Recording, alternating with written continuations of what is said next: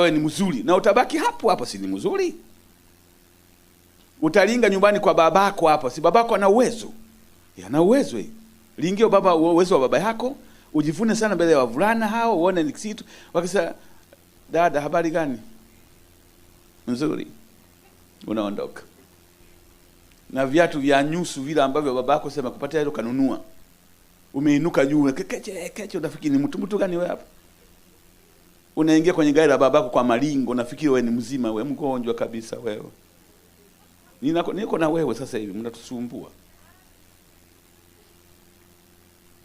Na babako anakudanganya. Mtoto wangu wa pekee, binti wangu wa pekee, si namna gani, si namna yote, amekudanganya.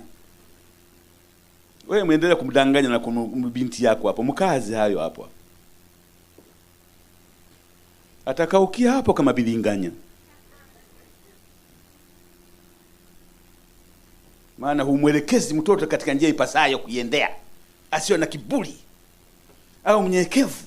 Aheshimu kila mtu. Sio achague tu wa kuheshimu.